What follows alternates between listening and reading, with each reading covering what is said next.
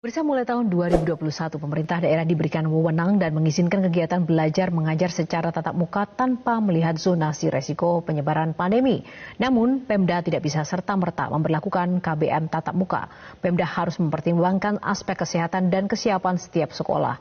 Rekan kami Jessica Wulandari akan memaparkannya untuk Anda. Silahkan Jessica.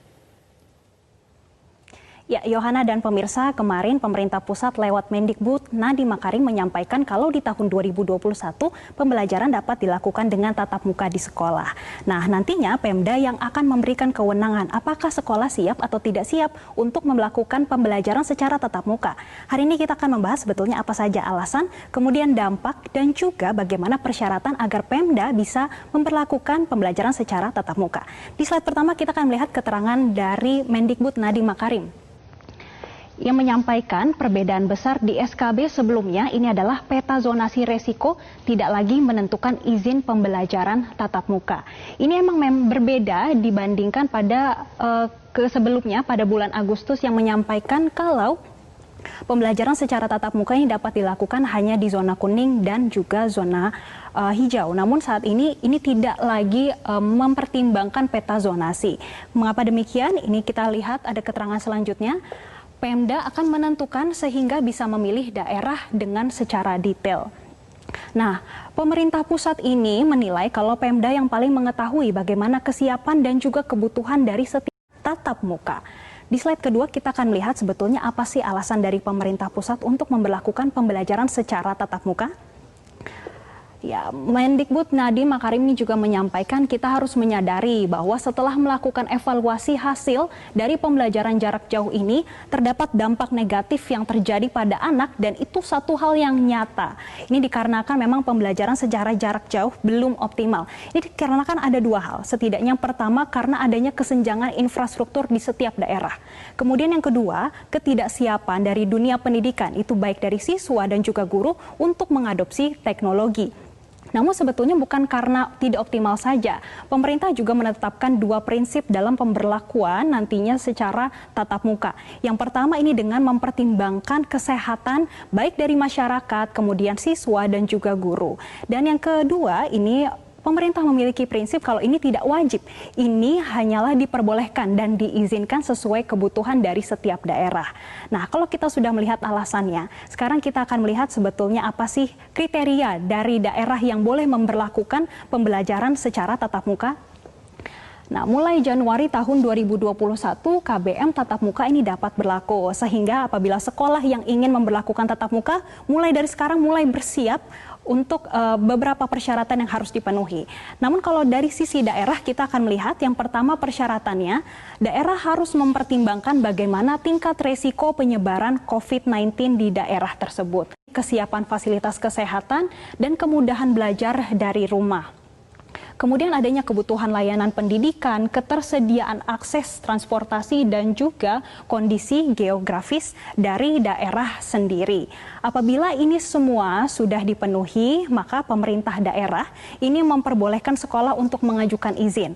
Namun tentunya harus mendapatkan izin dari orang tua. Sekarang kita akan melihat bagaimana kriteria sekolah yang diperbolehkan Pemda untuk memberlakukan pembelajaran secara tatap muka. Yang pertama, tentunya harus ada ketersediaan sarana sanitasi dan kebersihan. Ini sangat penting karena terutama untuk mencuci tangan.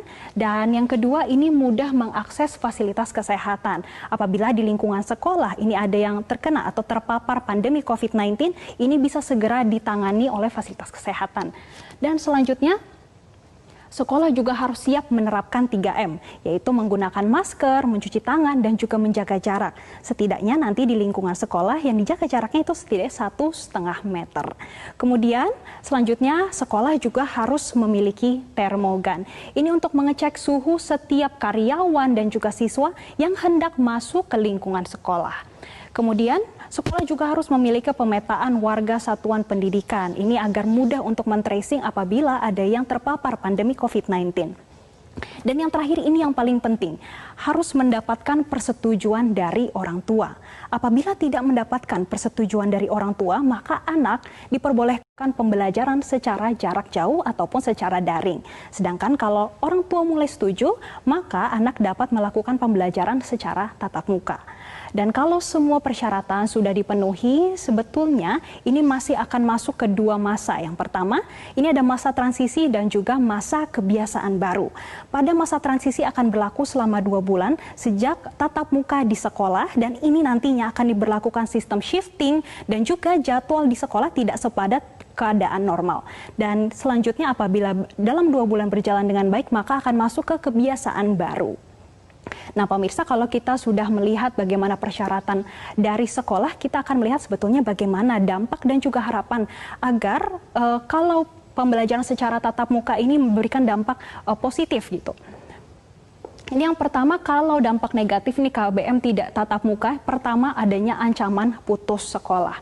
Ini kita harus melihat anak harus bekerja. Ini dikarenakan kondisi finansial dari keluarga yang terpapar, maksud kami yang terdampak dari pandemi COVID-19. Kemudian yang kedua, masih ada persepsi orang tua kalau pembelajaran secara jarak jauh itu tidak optimal seperti tatap muka. Yang kedua ini adanya kendala tumbuh kembang. Ini kita melihat adanya kesenjangan capaian belajar. Ini dikarenakan adanya perbedaan dan juga kesenjangan infrastruktur pendidikan di setiap daerah.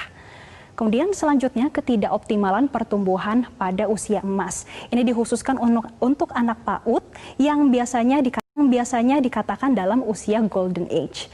Selanjutnya, anak juga akan kehilangan pembelajaran perkembangan karakter karena anak sangat jarang bersosialisasi dengan lingkungannya. Kemudian kita akan melihat bagaimana ada tekanan dan psikososial dan juga KDRT. Ini menyebabkan stres terhadap anak karena anak tidak bisa bersosialisasi dengan lingkungannya, terutama dengan guru, teman-temannya, dan juga dengan siswa lainnya. Dan yang terakhir, ada KDRT yang tidak terdeteksi, dikarenakan ini guru tidak bisa melihat secara langsung apakah ada KDRT di rumah terhadap anak atau tidak. Nah pemirsa, sebetulnya kalau kita melihat paparan tadi, yang paling penting adalah pemerintah daerah betul-betul mengenal dan juga bagaimana melihat kesiapan dari setiap daerah serta sekolahnya untuk memberlakukan pembelajaran secara tatap muka. Nah demikian paparan kami, kembali ke Anda, Yohana. Baik, terima kasih Jessica untuk ulasannya yang komprehensif.